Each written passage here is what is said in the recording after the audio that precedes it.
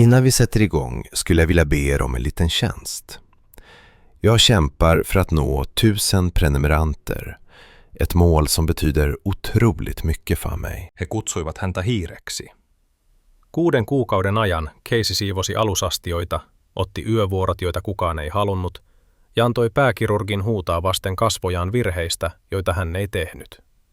Mercy Generalin henkilökunnalle hän oli näkymätön, arka aloitteleva sairaanhoitaja, joka vapisi, kun hänelle puhuttiin. He eivät tienneet, että tärinä ei ollut pelkoa. Se oli hillintää. He eivät tienneet, että lattioita hankaavat kädet olivat kerran pidelleet ykköstason operaattoreiden henkiä Kandaharin vuorilla. Ja he eivät todellakaan odottaneet päivää, jolloin Black Hawk-helikopteri laskeutuisi sairaalan katolle sulkien koko korttelin vain löytääkseen hänet. Hiiri ei pelännyt heitä. Hän odotti vain käskyjä.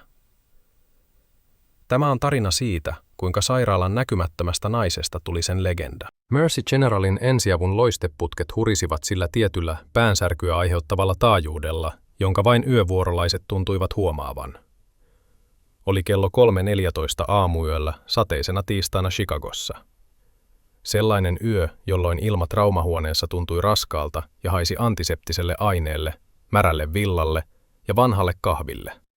Casey Rhodes seisoi sairaanhoitajien aseman vieressä, ryhti hieman kumara, silmät kiinnittyneinä naarmuuntuneisiin linoleumilaattoihin. Hän oli 32, vaikka näytti nuoremmalta hiukset vedettynä tiukalle rispaantuneelle nutturalle ja sairaalapaita hieman liian suurena hänen urheilulliselle vartalolleen. Hän oli uusin työntekijä, kiertävä hoitaja, joka paikkasi vajetta missä tahansa aikataulussa oli aukko. Rhodes, oletko kuuro vai vain tyhmä? Ääni sivalsi käytävän halki kuin ruoska. Tohtori Gregory David, sairaalan tähtitraumakirurgi ja ensiavun itse nimitetty kuningas, paiskasi lehtiön tiskille. Hän oli mies, joka käytti enemmän aikaa hiuksinsa kuin potilaskertomuksiin, komea kiilotetulla ja mediaystävällisellä tavalla, ja täysin myrkyllinen kenelle tahansa, jota hän piti palkkaluokkansa alapuolella olevana. Casey ei hätkähtänyt. Hän vain katsoi ylös, ilmeenään tyhjä taulu. Tohtori David, olin juuri järjestelemässä. Minua ei kiinnosta, vaikka järjestelisit Vatikaanin arkistoja, David kivahti osoittaen huolitellulla sormella sänkyä 6. Pyysin tavallista suolaliuustiputusta juopolle sängyssä 10 minuuttia sitten. Miksi hän on edelleen kuiva? Sängyn 6 potilaalla on historia sydämen vajaa toiminnasta, tohtori, Casey sanoi, ääni pehmeänä, melkein yksitoikkoisena. Hänen tietojaan ei oltu päivitetty, mutta huomasin turvotusta hänen nilkoissaan. Tavallinen suolaliuoskuorma voisi täyttää hänen keuhkonsa. Odotin, että kuittaatte hitaamman tiputusnopeuden. Davidin kasvot muuttuivat punaisen sävyiseksi, joka vastasi vaarallisen jätteen astioita. Muut hoitajat, Brenda, osastonhoitaja, joka oli ollut Mercyssä Reaganin hallinnosta lähtien, ja Jessica, juoruja rakastava harjoittelija, lopettivat tekemisensä katsoakseen. Tämä oli jokailtaista viihdettä, hiiren nylkemistä. Sinä huomasit, David nauroi, karkean haukkuva ääni. Sinä huomasit milkkojen turvotusta, Rhodes. Olet ollut hoitaja mitä? 5 minuuttia. Minä valmistuin luokkani parhaana Johns Hopkinsista. Sinä valmistuit, mistä se oli? Jostain opistosta Idahossa. Tennessee, Casey korjasi hiljaa. Aivan, Tennessee. No, Chicagossa hoitajat eivät diagnosoi. He tekevät mitä käsketään. Ripusta pussi, Rhodes, tai kirjoitutan sinulle varoituksen niskoittelusta niin nopeasti, että pääsi pyörii takaisin perunapelloille. Se on Tennessee, herra. He kasvattavat tupakkaa, Casey mumisi, mutta hän liikkui ennen kuin mies ehti räjähtää uudelleen. Hän käveli tarvikekaapille liikkeet tehokkaina, melkein robottimaisina. Kun hän ohitti aseman, hän kuuli Brendan kuiskaavan kovaan ääneen Jessicalle. Luoja, hän on äälittävä. Ei selkärankaa ollenkaan. En tiedä, miten hän pääsi kokeista läpi. Hän tärisee joka kerta, kun traumapotilas tulee sisään. Kuulin, että hän oli töissä vanhainkodissa, Jessica kikatti tarkistaen puhelintaan.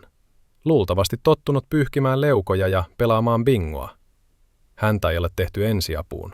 Hän putoaa pois jouluun mennessä. Casey kuuli joka sanan.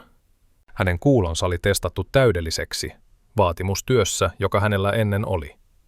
Hän astui tarvikekaappiin ja antoi raskaan oven klikata kiinni. Sekunnin murto-osaksi naamio putosi.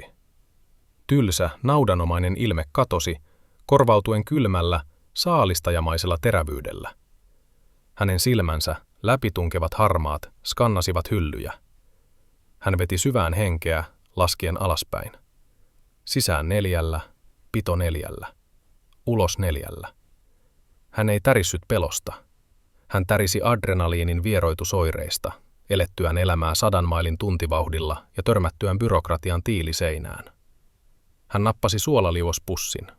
Hän ripustaisi sen hitaammalla nopeudella, jonka tiesi turvalliseksi, ja säätäisi virtaussäädintä yksinkertaisesti silloin, kun David ei katsoisi. Se oli 3. kerta tällä viikolla, kun hän pelasti potilaan Davidin egolta tämän tietämättä. Kun hän palasi osastolle, kaos, jonka hän oli aistinut ilmassa, saapui vihdoin. Automaattiovet lennähtivät auki. 2 ensihoitajaa ryntäsi sisään työntäen paareja poliisien ympäröimänä. Ampumahaava, mies, 25, osuma rinnassa ja reidessä, johtava ensihoitaja huusi. Verenpaine romahtaa. 80/50. David vaihtoi välittömästi TV-lääkärimoodiinsa. Saakaa hänet ykköstraumahuoneeseen. Rhodes, pysy poissa tieltä. Brenda, olet kanssani. Casey astui taaksepäin seinää vasten sulautuen taustaan. Tämä oli hänen roolinsa, hiljainen tarkkailija. Mutta kun paarit lensivät hänen ohitseen, hän näki jotain, mikä muilta jäi huomaamatta. Potilas ei vuotanut verta vain rinnasta. Sisäreidestä pulppusi tummaa, valtimoverta, piilossa farkkujen tumman denimin alla. Reisivaltimovuoto. Jos he keskittyisivät rintaan ja jättäisivät jalan huomiotta, hän vuotaisi kuiviin 3 minuutissa. Hän katsoi, kun David leikkasi paidan auki.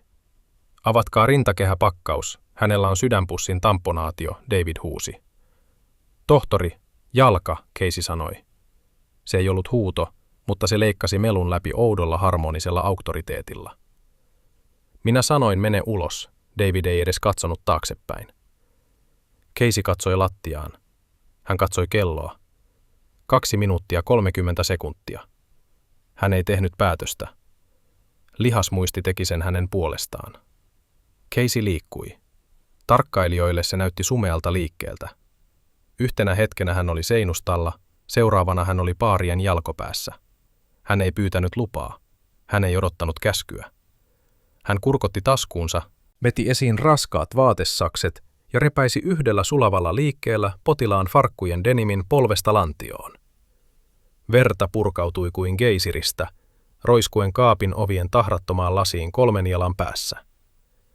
Mitä helvettiä sinä teet, Brenda kiljui. David jähmettyi, skalpeli leijuessa miehen rinnan yläpuolella. Casey ei katsonut ylös. Hän iski nyrkkinsä suoraan miehen reiden avoimeen haavaan. Hänen rystysensä olivat valkoiset, kun hän paikallisti katkenneen reisivaltimon tuntoaistin avulla revenneen lihaksen seasta. Hän löysi liukkaan sykkivän putken ja puristi sen kovaa reisiluuta vasten. Verisuihku lakkasi välittömästi. Reisivaltimo katkennut, Casey sanoi. Hänen äänensä oli tunnistamaton. Se ei ollut hiiren pehmeä mumina. Se oli tasainen, muriseva ilmoitus. Hänellä ei ole tamponaatiota rinnassa. Hän oli hypovoleeminen jalkavuodon takia. Jos olisitte avanneet rintakehän, paineen lasku olisi tappanut hänet heti. Hiljaisuus laskeutui ykköstraumahuoneeseen. Ainoa ääni oli monitorin piippaus. Piip, piip, piip. Syke tasaantui. Verenpaine alkoi nousta. 85/60. 90/65. David tuijotti jalkaa, sitten Caseyn veristä kättä, joka piti miehen elämää koossa. Hänen egonsa paini todellisuuden kanssa, ja hetken ajan todellisuus voitti. Hän näki haavan. Nainen oli oikeassa. Puristin, David sai sanotuksi tukahtuneesti. Brenda haparoi ojentaen hänelle verisuonipuristimen. David liikkui lähemmäs ottaen vuodon hallintaansa. Minulla on se. Minulla on se. Astu taaksepäin, Rhodes. Casey vapautti valtimon ja astui taaksepäin kädet karmiininpunaisen peitossa ranteisiin asti. Hän piti niitä ylhäällä steriilissä asennossa. Hänen kasvonsa palasivat tuohon tyhjään, ilmeettömään tilaan. Viekää hänet leikkaukseen, David mutisi ottamatta katsekontaktia häneen. Nyt. Kun tiimi kiirehti potilaan ulos, adrenaliini huoneessa alkoi haihtua, korvautuen hämmentyneellä jännitteellä. Brenda jäi jälkeen tuijottaen Caseyä. Miten sinä tiesit? Brenda kysyi, ääni epäluuloisena. Veri. Se ei edes imeytynyt farkkujen läpi vielä. Miten tiesit, että se oli valtimo? Casey käveli altaalle ja alkoi hangata käsiään. Vesi muuttui vaalean punaiseksi. Näin tavan, jolla hänen jalkansa oli kääntynyt ja hänen ihonsa värin. Se oli harmaa, ei kalpea. Se tarkoittaa alaraajan menetystä.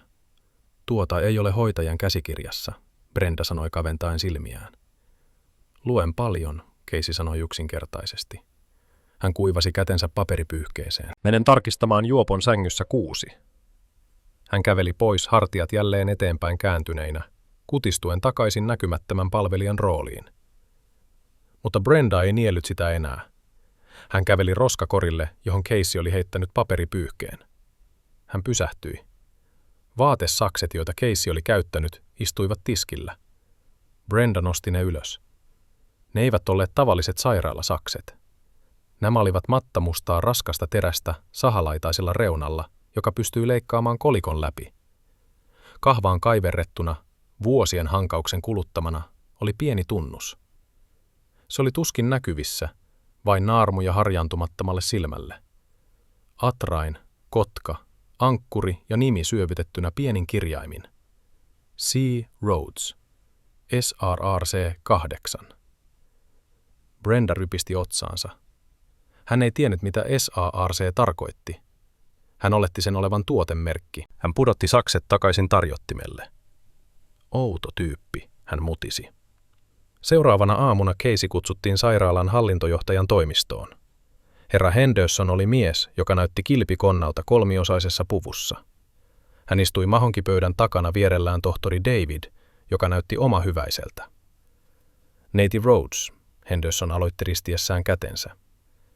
Meillä on ongelma. Onko potilas kunnossa? Casey kysyi. Potilas on elossa, kyllä, Henderson sanoi vähätellen. Mutta tohtori David on tehnyt virallisen valituksen käytöksestäsi. Hän toteaa, että puutuitte fyysisesti kirurgiseen toimenpiteeseen, vaaransitte potilaan ja osoititte, mikä se ilmaisu olikaan, holtitonta cowboy-käytöstä traumahuoneessa. Casey katsoi Davidia.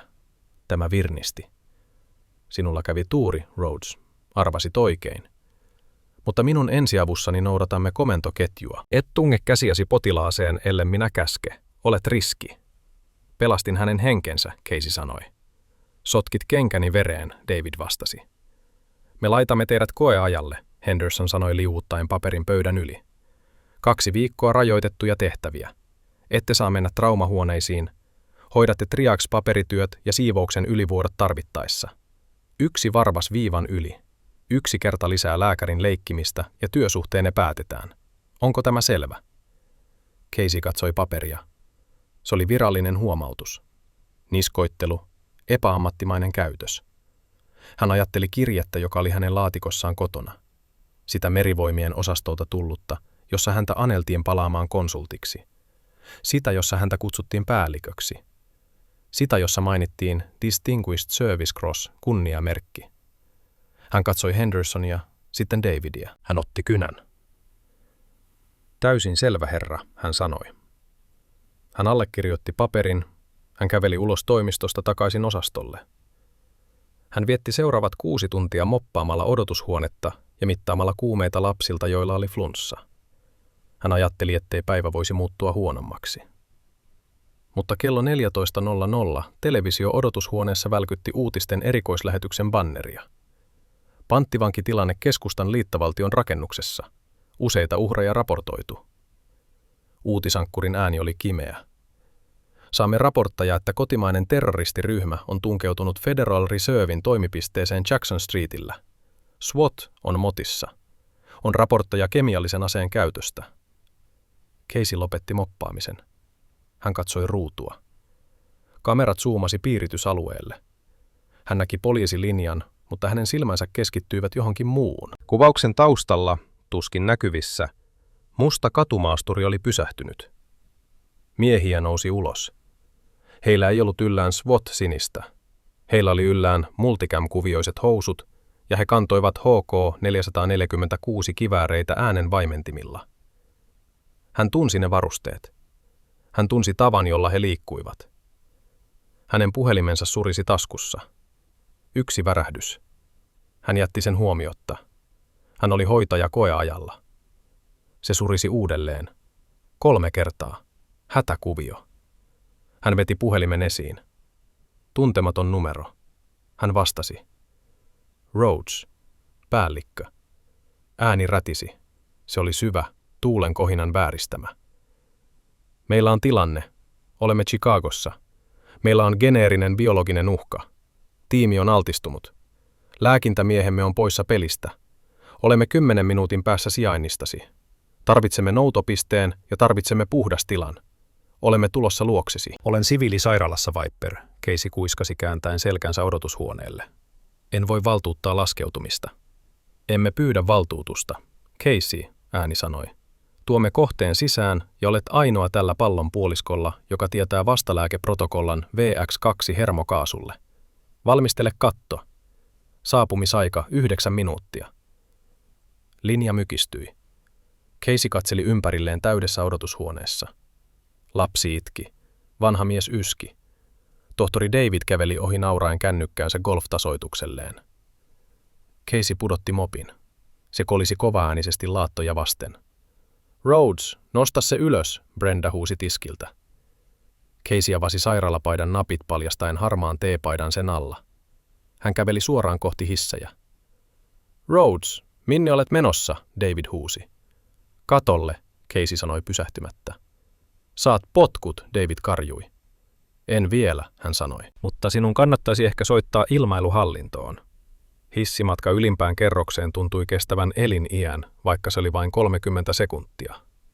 Casey ei hukannut niitä.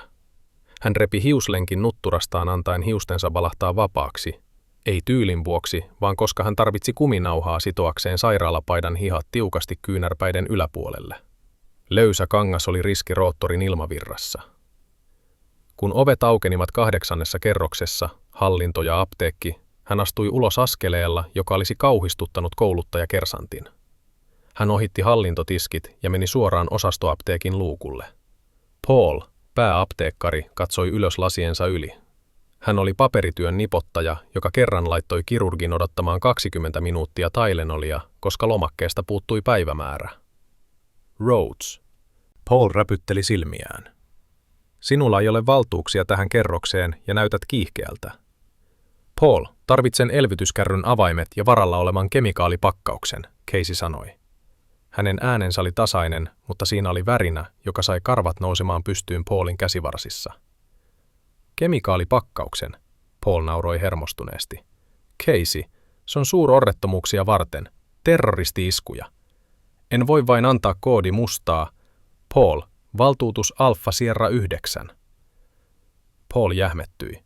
Hän lakkasi nauramasta. Tuo on armeijan ohituskoodi. Miten sinä tiedät sen? Avaa häkki, Casey sanoi. Hän ei huutanut. Hän nojautui eteenpäin harmaat silmät lukittuneena miehen silmiin.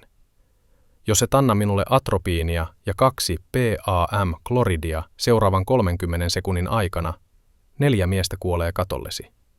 Ja kun he kuolevat, heidän univormuistaan lähtevä kaasu imeytyy ilmanvaihtojärjestelmään ja tappaa kaikki vastasyntyneiden teho-osastolla. Haluatko sen omalle tunnollesi? Paul kalpeni. Hän haparoi avaimiaan kädet täristen. Hän avasi turvahäkin. Casey hyppäsi tiskin yli napaten 3 laatikkoa autoinjektoreita ja pussin suolaliuosta. Soita ensiapuun, hän määräsi napatessaan radiopuhelimen turvatiskiltä.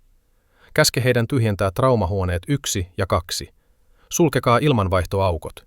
Vain ylipaine. Jos David väittää vastaan, kerro hänelle, että se on tautikeskuksen määräys. Hän ei odottanut vastausta. Hän sprinttasi portaikkoon, joka johti helikopterialustalle. Katolle vievä ovi oli raskasta terästä, lukittu näppäimistöllä. Caseyllä ei ollut koodia. Hän ei edes hidastanut. Hän nosti jalkansa ja iski kantapäänsä mekanismiin metallin rusahtaessa iljettävästi. Lukko särkyi. Hän iski olkapäänsä oveen syöksyen ulos kylmään, tuuliseen Chicagon iltapäivään. Helikopterialusta oli katastrofi. Se oli virallisesti pois käytöstä, stressaantuneiden lääkäreiden tupakkapaikkana ja rikkinäisten ilmastointilaitteiden varastona. Siellä oli vanhoja kuormalavoja, ruostuneet paarit ja irtosoraa kaikkialla. Romua laskeutumisalueella, hän mutisi itsekseen.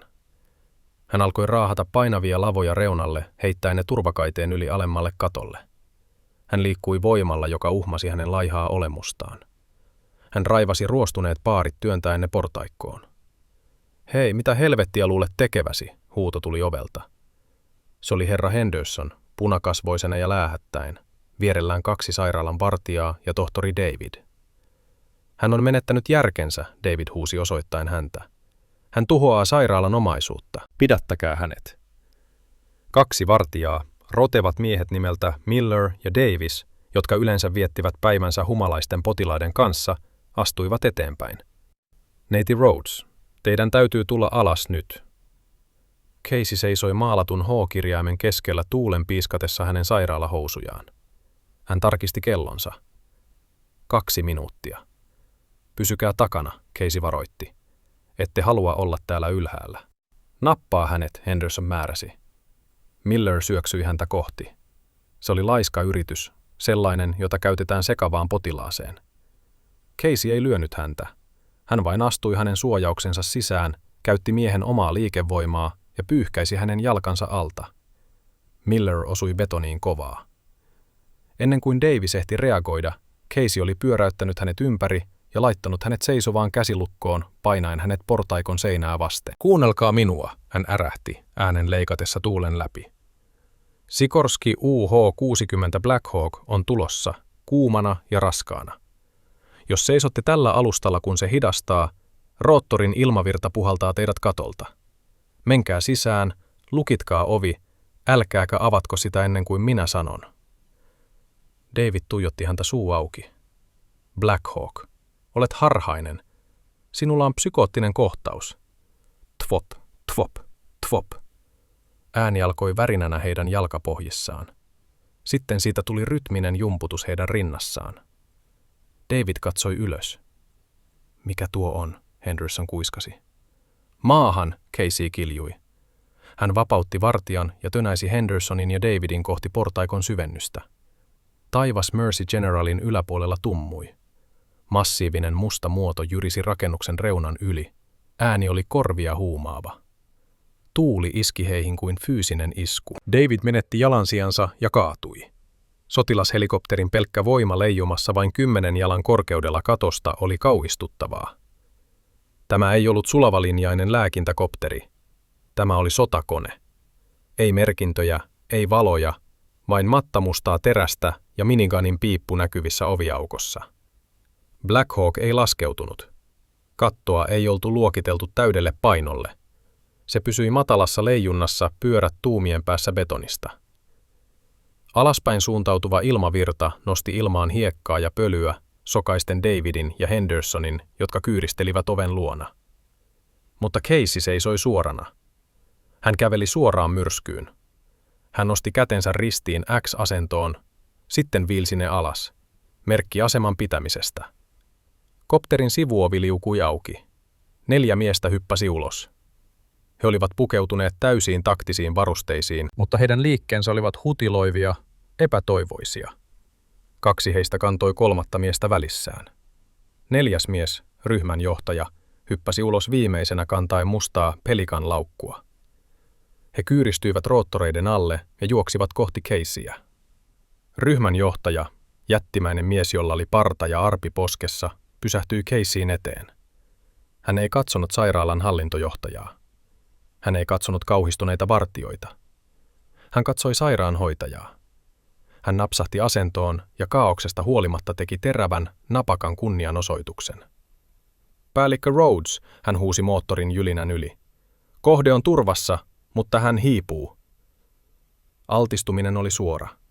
Ihokontakti 5 minuuttia sitten. Casey ei tehnyt kunnianosoitusta takaisin. Siviilit eivät tee kunnianosoituksia. Sen sijaan hän tarttui ryhmänjohtajan liiviin. Puhdistitteko hänet kopterissa? Negatiivinen. Ei vettä. Leikkasimme vain varusteet. Viekää hänet ovelle. Älkää koskeko kehenkään. Älkää antako kenenkään koskea teihin. Casey kääntyi Davidin puoleen, joka yritti nousta ylös. Hänen kallis hiuslisäkkeensä melkein tuulen viemänä. Casey marssi hänen luokseen, tarttui häntä valkoisen takin kauluksista ja veti hänet lähelle. Tohtori David, hän sanoi. Nöyryys oli poissa. Hiiri oli kuollut. Hänen tilallaan oli nainen, joka oli komentanut triage-yksiköitä aktiivisilla sota-alueilla. Minä otan komentoani traumakeskuksenne. Sinä tyhjennät käytävän. Sinä kerrot Brendalle valmistella 4 suoniyhteyttä atropiinilla ja sinä pysyt poissa tieltäni. Ymmärrätkö? David katsoi jättimäisiä sotilaita naisen takana, heidän asensa rinnalla, kasvot synkän päättäväisyyden peitossa. Hän katsoi Caseytä nähden hänet todella ensimmäistä kertaa. Kyllä, hän sammalsi. Liikkeelle. Ryhmä syöksyi portaikon ovesta. Casey johti tietä juosten portaat alas 2 kerrallaan, koska hissi oli liian hidas. SEAL-sotilaat seurasivat kantaen kaatunutta toveriaan. Kun he syöksyivät ensiapuun, koko kerros hiljeni. Potilaat lakkasivat valittamasta. Hoitajat jähmettyivät neulat ilmassa. Näky oli epätodellinen. Likaan peittynyt siivoushoitaja johtamassa Navy SEAL-joukkoa ykköstraumahuoneen pariovista. Tyhjentäkää huone, Casey huusi. Maskit päähän kaikille nyt. Hän potkaisi traumahuoneen 1 oven auki. Laittakaa hänet sängylle. Leikatkaa loput hänen vaatteistaan pois. Tupla pussittakaa ne välittömästi. Potilas, nuori mies, korkeintaan 24-vuotias, kouristeli rajusti. Hänen ihonsa oli kalpea, huulet siniset. Vaahtoa kertyi suuhun. Viper, pidä hänen jaloistaan, Casey määräsi ryhmänjohtajaa. Ghost, pidä päätä. Tarvitsen ilmatien. Brenda, osastonhoitaja, seisoi oviaukossa vavisten. Casey, mikä tämä on? VX-hermomyrkkyä, Casey sanoi napatessaan laryngoskoopin. Se halvaannuttaa pallean. Hän ei pysty hengittämään. Intuboin. Brenda, anna 2 milligrammaa atropiinia ja sen perään 600 pralidoksiimia. Nyt. Minä en voi ottaa käskuja hoitajalta, Brenda hänkytti katsoen Davidia, joka oli juuri juossut sisään. Tohtori. David katsoi kouristelevaa sotilasta. Hän katsoi monitoria. Syke 180, happi 60%. Tee se, David kiljui Brendalle. Tee mitä hän sanoo. Casey liuutti putken sotilaan kurkkuun tarkkuudella, joka sai Davidin parhaan työn näyttämään kömpelöltä. Olen sisällä. Pussittakaa hänet. Hän tarttui sotilaan ranteeseen. Puhu minulle, poika. Pysy kanssamme. Sotilaan silmäluomet värähtivät auki. Ne olivat nuppineulanpään kokoiset pupillit. Klassinen merkki hermomyrkystä. Hän katsoi Caseyä ja tunnistamisen välähdys kävi hänen kasvoillaan. Päällikkö, hän vinkui putken ohi. Tulit takaisin. En koskaan lähtenyt, sotilas, Casey sanoi pehmeästi. Hän katsoi ylös ryhmänjohtajaan. Anna minulle kemikaalipakkaus. Parrallinen SEAL avasi pelikan laukun. Sisällä oli pulloja kokeellista vastalääkettä. Tämä on FDA:n hyväksymätöntä, David varoitti astuen eteenpäin. Jos injektoi tuota ja hän kuolee, se on murha. Casey latasi ruiskun. Jos en injektoi tätä, hän on kuollut 2 minuutissa. Ja tohtori David, hän pysäytti neulan leijumaan sotilaan käsivarren yläpuolella. Joo, jos hän kuolee, ystäväni tässä eivät aio haastaa sinua oikeuteen. Parrallinen SEAL kääntyi Davidin puoleen. Hän ei korottanut ääntään. Hän ei nostanut asettaan. Hän vain tuijotti lääkäriä silmillä, jotka olivat nähneet asioita, joita David ei voinut kuvitella tainajaisissaan. Jos hän sanoo perääntykää, tohtori, te peräännytte. David otti askeleen taaksepäin osuen seinään. Casey injektoi seerumin. Huone pidätti hengitystään. Monitori piippasi hätääntyneesti. Piip, piip, piip, piip. Sitten hiljaisuus. Kouristelu lakkasi. Sotilaan ruumis meni veltoksi. Sydänpysähdys, Brenda huusi. Hänet pitää elvyttää. Ei pidä, Casey sanoi rauhallisesti, sormet kaulavaltimolla. Hän nollautuu. Katsokaa. 5 sekuntia. 10 sekuntia. Piip. Hidas, vahva lyönti. Piip. Sinusrytmi, Casey ilmoitti. Verenpaine tasaantuu. Happi nousee. 85, 90, 98. Hän hengitti ulos pitkän tärisevän henkäyksen. Hän taputti sotilasta olkapäälle. Tervetuloa takaisin maailmaan, poika. Parrallinen Seal lyhistyi seinää vasten pyyhkien hikeä otsaltaan. Hän katsoi Caseyä. Se oli lähellä, Rhodes. Liian lähellä. Esikunta on sinulle isosti velkaa. Esikunta on minulle velkaa uuden ovenlukon katolle, Casey sanoi pyyhkien likaa kasvoiltaan. Vasta silloin hän huomasi hiljaisuuden huoneessa. Hän kääntyi ympäri. Koko ensiavun henkilökunta oli kokoontunut traumahuoneen lasioville. Hoitajia, laitoshuoltajia, potilaita ja aivan edessä herra Henderson ja tohtori David. He tuijottivat häntä, eivät SEAL-sotilaita, vaan häntä. David katsoi monitoria, sitten Caseyä. Kuka sinä olet? Hän kuiskasi. Todella. Casey alkoi riisua saastuneita hanskojaan. Hän katsoi alas öljyn ja liantahrimiin sairaalavaatteisiinsa. Olen vain hoitaja, joka siivoaa alusastiat, tohtori, hän sanoi. Paska puhetta, SEAL-johtaja murahti. Hän astui eteenpäin torniten Davidin yllä. Puhutte sotilasmestari lääkintämies Casey Rhodesille, Navy Cross-saajalle. Ainoa nainen, joka on koskaan suorittanut SARC-koulutusputken ja palvellut kehitysryhmässä. Hän ei ole sairaanhoitaja. Hän on paras taistelulääkintämies, joka laivastolla on koskaan ollut. Hän katsoi ympäri huonetta, hänen katsensa haastaessa ketä tahansa olemaan eri mieltä. Ja jos teillä ihmisillä olisi mitään aavistusta siitä, kuka moppasi lattioitanne, SEAL lisäsi, tekisitte kunnianosoituksen joka kerta, kun hän kävelee huoneeseen. Henderson selvitti kurkkuaan näyttäen kauhistuneelta. Minä ymmärrän. No, ehkä voimme keskustella ylennyksestä. Case nauroi. Se oli kuiva, väsynyt ääni.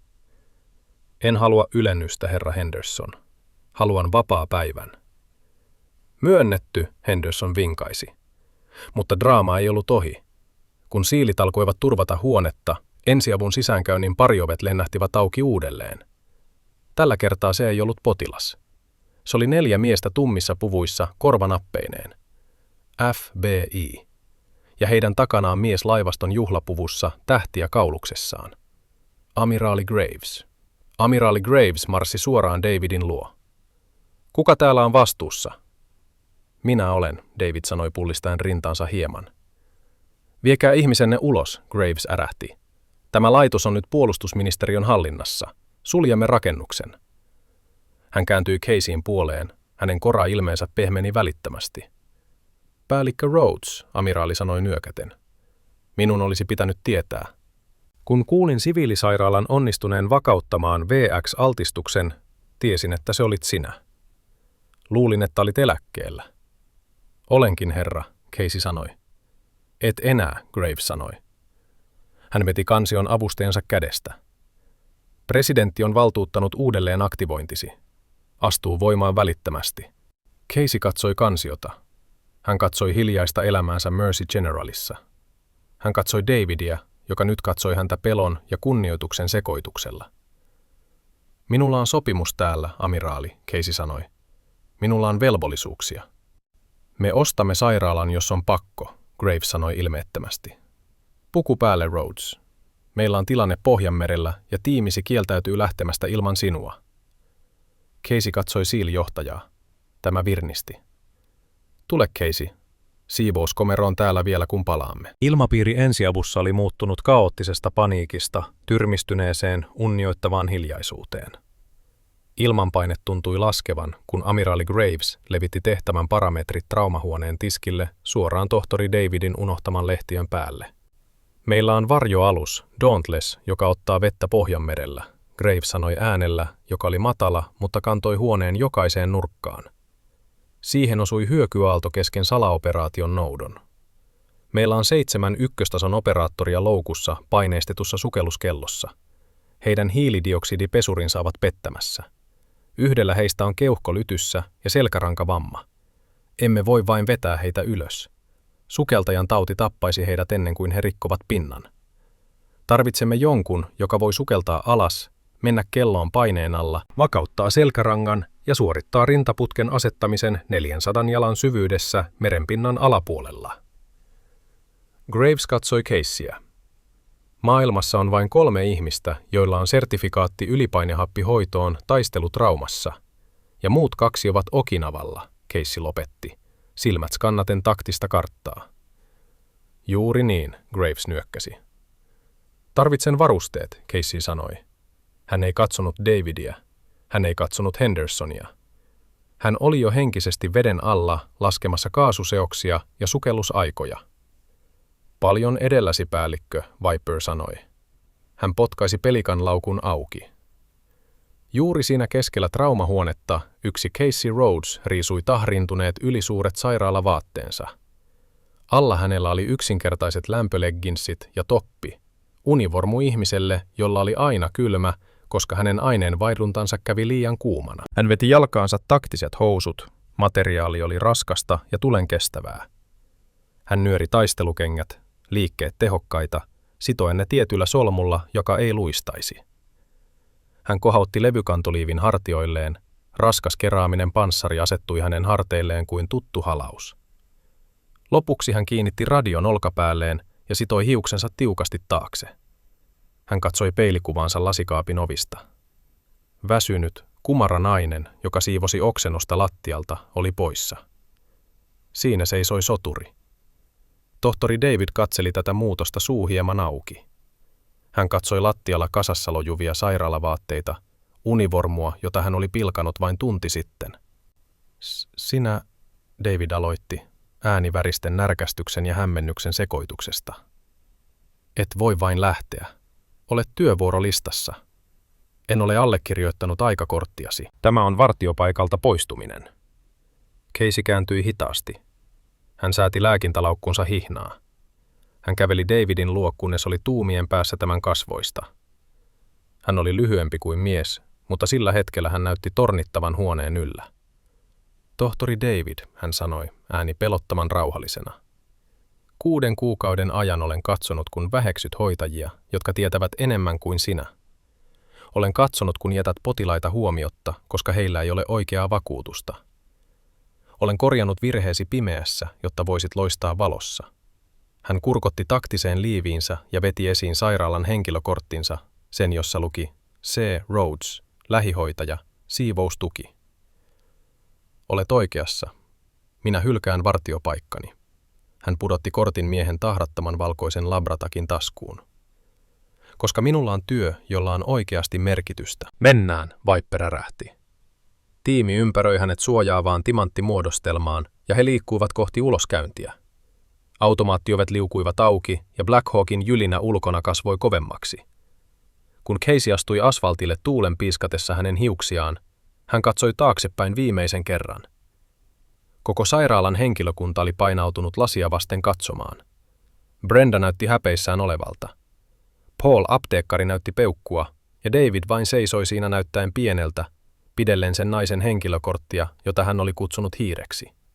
Casey tarttui helikopterin oven kahvaan ja veti itsensä sisään. Kopteri nousi ilmaan kallistuen jyrkästi Chicagon siluetin yllä, kadoten harmaisiin pilviin. Pohjanmeri oli raivoava painajainen mustaa vettä ja valkoista vaahtoa. Myrsky oli voimistunut muuttaen valtameren myllertäväksi pesukoneeksi 10-metrisine aaltoineen.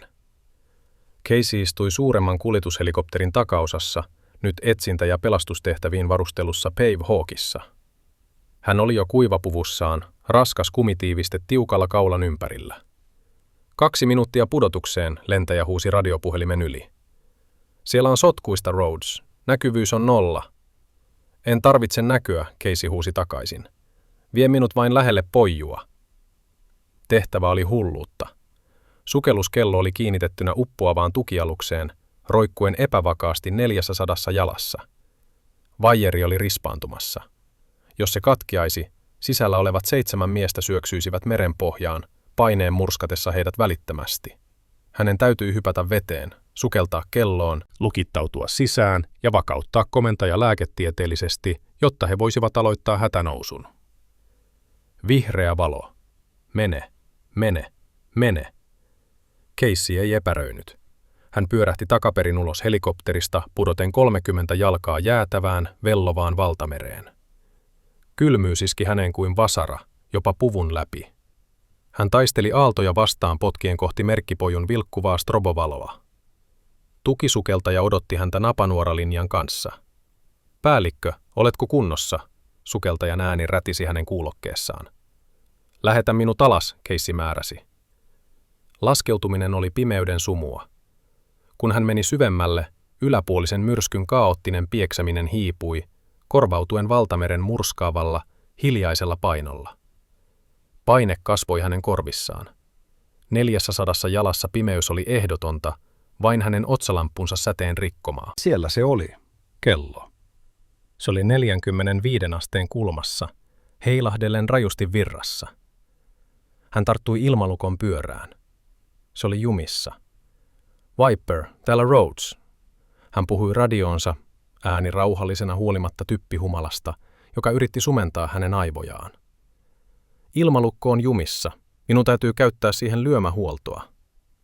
Hän tuki saappaansa runkoa vasten ja käytti raskasta jakoavainta vasaroidakseen lukitusmekanismia. Klang, klang. Se voihkaisi ja pyörähti. Hän kiersi luukun auki ja veti itsensä sisään. Haju iski häneen ensin. Hikeä, verta ja pelkoa. Kello oli pikkuruinen, täynnä 7 suurikokoista miestä. Ilma oli paksua ja tunkkaista. Rhodes, ääni raakkui takaa. Se oli komentaja Riggs, mies, jolla oli selkärankavamma. Hänet oli sidottu hätävarapaareihin, kasvot harmaina. Olen täällä, komentaja, Casey sanoi. Niisuin sukellusmaskinsa hän ryhtyi välittömästi töihin. Status, keuhkolytyssä, jännite ilmarinta. Kyydissä oleva lääkintämies sanoi, en voi neulottaa sitä. Paineero on liian outo täällä alhaalla. Jos puhkaisen rinnan, saatan tappaa hänet. Siksi minä olen täällä, Casey sanoi. Hän avasi vedenpitämän pakkauksensa. Kello heilahti rajusti. Kiinnitysvajeri voihkaisi ulkopuolella. Menetämme vaijerin, lentäjä huusi pinnalta. Rhodes, sinulla on 3 minuuttia ennen kuin vaieri katkeaa. Sinun täytyy vakauttaa hänet nyt, jotta voimme puhaltaa painolastitankit. 3 minuuttia rintaputken asettamiseen sairaalassa oli rutiinia. Tehdä se paineistetussa peltipurkissa, joka heiluu myrskyssä, tietäen, että virhe imisi ilman miehen keuhkoista, oli mahdotonta. Casey katsoi Riggsia. Tämä tulee sattumaan, herra. Tee se, päällikkö, Riggs sanoi hampaiden välistä. Casey ei käyttänyt skalpellia. Hän käytti erikoistunutta troakaaria. Hän tunnusteli kylkiluiden välin. Hän ajoitti kellon heilumisen. Vasen, oikea, tauko. Thunk, hän ajoi putken sisään. Ilman pakenemisen sihahdus. Verta roiskui hänen kasvoilleen. Keuhko täyttyy uudelleen, hän huusi tarkistaen venttiilin. Selkäranka on turvattu. Puhaltakaa tankit. Viekää meidät pois täältä. Puhalletaan painolasti 3, 2, 1. Kelloa puistatti. Kuului massiivinen metallinen voihkaisu ja sitten nousemisen tunne. Nopeasti. Liian nopeasti. Hidastakaa sitä, Casey huusi. Saamme sukeltajan taudin. Emme voi, lentäjä vastasi. Vaieri katkesi juuri. Olette vapaassa kellunnassa. Valmistautukaa pinnan rikkomiseen. Kello syöksyi ylöspäin. Casey heitti kehonsa komentajan päälle suojaten häntä omalla panssarillaan, kun he lensivät kohti pintaa. He rikkoivat vedenpinnan kuin korkki samppanjapullosta, lentäen 10 jalkaa ilmaan ennen kuin rysähtivät takaisin aaltoihin. Sisällä kaikki meni mustaksi sekunniksi. Kun Casey avasi silmänsä, hän oli mustelmilla, vuoti verta haavasta otsassaan ja voi pahoin. Mutta monitori Riggsin rinnalla piippasi tasaisesti. Kaikki elossa, hän haukkoi henkeä. Olemme kunnossa, päällikkö, eräs Seal kuiskasi taputtaen häntä selkään. Olemme kunnossa. Sinä hoidit meidät. Casey nojasi päänsä kylmää terässeinää vasten ja sulki silmänsä. Hän kuvitteli tohtori Davidin valittamassa paperihaavasta. Hän alkoi nauraa. Kului 2 viikkoa, kunnes ilmapiiri Mersey Generalissa alkoi vihdoin asettua. Huhut helikopterihoitajasta olivat alkaneet haalistua kaupunkilegendaksi, vääristyen ja muotoutuen uudelleen niiden kertomana, jotka olivat jääneet jälkeen. Tohtori Gregory David oli takaisin ruorissa, ja jos jotain, hänen egonsa oli paisemut täyttämään Caseyin jättämän tyhjiön. Hän seisoi keskushoitaja-asemalla nojaten rennosti tiskiin, samalla kun ryhmä suurisilmäisiä lääketieteen opiskelijoita roikkui hänen jokaisessa sanassaan. Hän näytti virheettömältä. Hiukset geelattu täydellisyyteen, labratakki tärkätty jäykäksi, $5,000 kello välkehtien loisteputkien alla. Se oli luonnollisesti kaoottinen kohtaus, David sanoi elehtien laajasti potilaskertomuksella. Erikoisjoukkojen operaatiot ovat sotkuisia, mutta kun ryhmänjohtaja panikoi, minun täytyi astua väliin. Ohjasin noutoprotokollia. Katsokaas, traumalääketieteessä ei ole kyse vain leikkaamisesta. Kyse on komentopresenssistä. Se parka hoitaja, Rodesko se oli, hän jäätyi täysin. Minun piti käytännössä työntää hänet kopteriin vain saadakseni hänet pois tieltä. Brenda, joka seisoi muutaman jalan päässä järjestellen potilastiedostoja, pyöräytti silmiään niin kovaa, että sattui. Hän tiesi totuuden. He kaikki tiesivät. Mutta kukaan ei vastustanut Davidia. Hän oli kultamunia muniva hanhi, tulon lähde, kasvot sairaalan mainostauluissa. Joten hän on poissa sitten, yksi opiskelijoista kysyi. Hoitaja. Voi, ehdottomasti. David tuhahti tarkistaen peilikuvansa tummasta ikkunasta. Vartiopaikalta poistuminen on vakava rike. Jätin irtisanomispaperit itse heti, kun pöly laskeutui. Meillä ei voi olla epävakaita työntekijöitä juoksemassa pois. Thud. Raskaiden parjovien auki pamahtamisen ääni keskeytti hänet. Melu ei tullut ambulanssilaiturilta. Se tuli pääaulon sisäänkäynniltä. Odotushuoneen hälinä vaimeni välittömästi, korvautuen hiljaisella, hämmentyneellä hiljaisuudella, joka väreili käytämän läpi kuin aalto. David rypisti otsansa, ärsyntyneenä keskeytyksestä. Turvallisuus. Mitä siellä alhaalla tapahtuu? Hän kääntyi ympäri odottaen rähisevää potilasta. Se, mitä hän näki, sai veren pakenemaan hänen kasvoiltaan. Kävelemässä pääkäytämän keskellä oli 4 tummiin pukuihin pukeutuneen miehen falangi, korvanappeineen ja tummine aurinkolaseineen. Liittovaltion agenttien universaali univormu. Heidän sivuillaan oli 2 virkapukuista laivaston upseeria, heidän juhlavalkoisensa hohtivat, kunniamerkit pinottuna korkealle rinnalle.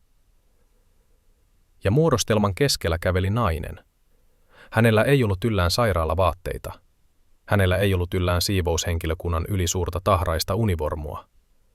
Hänellä oli yllään räätälöity hiilenharmaa jakkupuku, joka istui hänelle kuin toinen iho.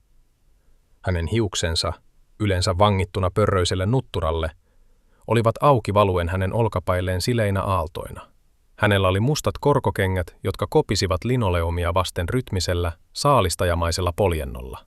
Klik, klik, klik. Kesti Davidilta täydet 10 sekuntia tajuta, ketä hän katsoi. Rhodes, hän kuiskasi nimen maistuessa tuhkalta hänen suussaan. Casey ei pysähtynyt ennen kuin oli 3 jalan päässä hänestä. Agentit levittäytyivät tehokkaasti tukkien käytävän, samalla kun lääketieteen opiskelijat perääntyivät aistien vallanvaihdoksen.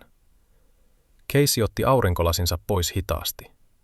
Hänen silmänsä olivat samat, tuo läpitunkeva älykäs harmaa, mutta arkuus oli poissa. Leijona oli syönyt hiiren. Tohtori David, hän sanoi. Hänen äänensä oli viileä, tasainen ja kantoi painoa, joka kaikui seinistä. Luotan siihen, että olet pitänyt traumahuoneeni lämpimänä.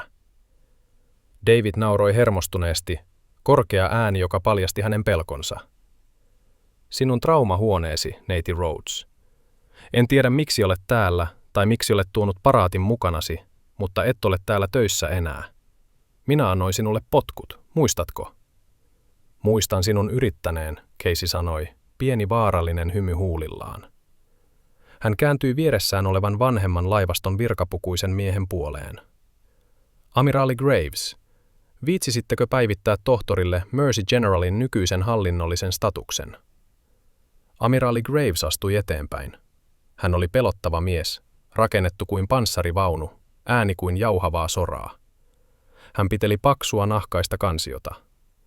Tohtori David, Graves ärähti. Tänä aamuna kello 08.00 puolustusministeriö on vedonnut National Critical Capabilities Defense Act-lakiin. Johtuen tästä sijainnista, löydetyn henkilöstön strategisesta tärkeydestä, erityisesti päällikkö Rhodesin, laivasto on ostanut määräysvallan tämän laitoksen trauma- ja ensiapulääketieteen osastosta. David räpytteli silmiään. Te ostitte ensiavun. Me ostimme rakennuksen, poika, Graves korjasi. Ja me asensimme uuden operatiivisen johtajan valvomaan siirtymää ja varmistamaan, että varojamme kohdellaan niiden ansaitsemalla kunnioituksella. David katsoi Hendersonia, sairaalan hallintojohtajaa, joka kyyristeli amiraalin takana. Henderson vilkutti heikosti ja anteeksi pyytävästi. Operatiivinen johtaja, David änkytti. Kuka? Casey astui eteenpäin. Hän ei sanonut sanaakaan. Hän vain kurkotti blazerinsa taskuun ja veti esiin uuden henkilökortin. Hän kiinnitti sen kaulukseensa. Siinä ei lukenut tukihenkilöstö. Se oli kultainen mustalla raidalla. Siinä luki C. Rhodes, ensiapulääketieteen johtaja, hallituksen puheenjohtaja. Hiljaisuus huoneessa oli ehdoton. Jopa sydänmonitorit tuntuivat piippaavan hiljempaa. Sinä, David henkäisi. Mutta sinä olet hoitaja. Sinä siivosit lattioita. Olen sotilasmestari lääkintämies 20 vuoden taistelukokemuksella. Traumakirurgian tohtori Uniformed Services Universitystä.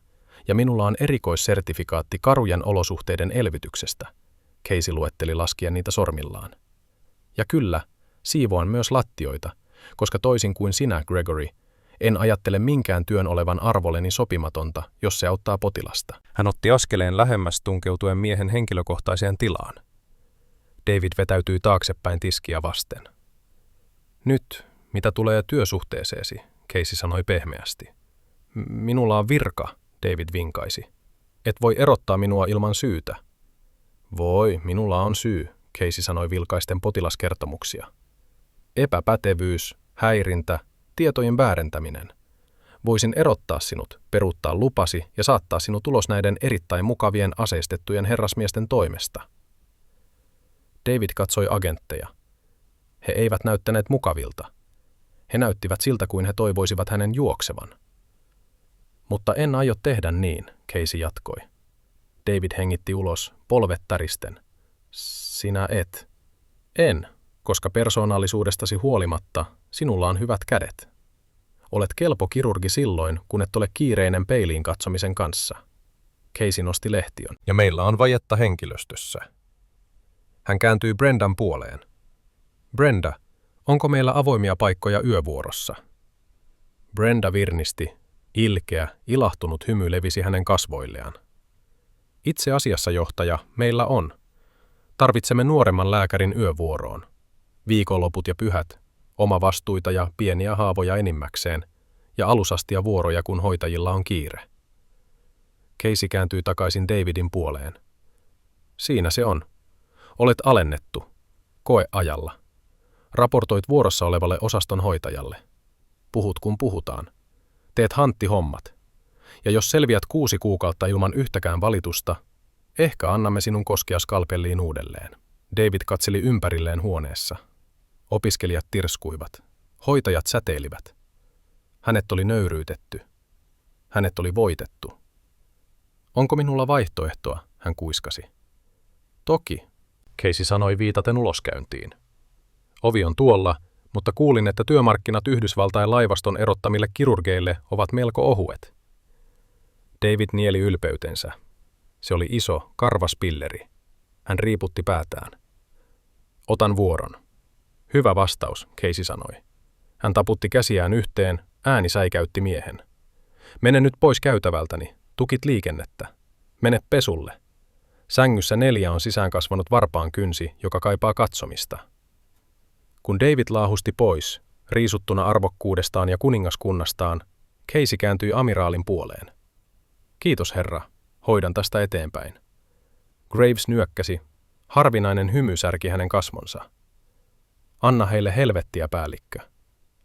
Kun sotilaallinen seurue kääntyi lähteäkseen, Casey Rhodes veti syvään henkeä. Hän katsoi ensiavun kaaosta, soivia puhelimia, itkeviä vauvoja, kiirehtiviä paareja. Hän liuutti blazerinsa pois, paljastaen laivaston siniset sairaalavaatteet sen alla. Hän sitoi hiuksensa takaisin ylös kuminauhalla. Selvä, kaikki, hän huusi, äänen kaikuessa auktoriteetilla. Esitys on ohi. Takaisin töihin. Me pelastamme täällä henkiä. Emme vain katso niiden liikkuvan. Ja kun henkilökunta ryhtyi toimeen ensimmäistä kertaa vuosiin, Mercy General ei tuntunut työpaikalta. Se tuntui tiimiltä. Ja sen keskellä, ei enää hiirenä vaan leijonana, seisoi hoitaja, jota he eivät enää koskaan jättäisi huomiotta. Ja se on tarina Casey Rhodesista, hiljaisesta soturista, joka opetti koko sairaalalle, että kunnioitus ei ole kiinni tittelistä rintapielessäsi, vaan luonteesta sielussasi. Hän todisti, että sankarit kävelevät keskuudessamme joka päivä, joskus työntäen moppeja, joskus pelastaen henkiä pimeässä, odottaen hetkeä, jolloin heitä tarvitaan. Jos nautit tästä tarinasta peitetehtävissä toimivasta oikeudesta ja sotilaallisesta tarkkuudesta, ole hyvä ja iske tuota tykkään nappia. Se todella auttaa kanavaa kasvamaan. Älä unohda tilata ja painaa ilmoituskelloa, jotta et koskaan missaa uutta tarinaa. Mitä mieltä olit tohtori Davidin rangaistuksesta? Oliko se tarpeeksi vai olisiko hän ansainnut potkut? Kerro minulle ajatuksesi kommenteissa alla. Luen joka ikisen niistä.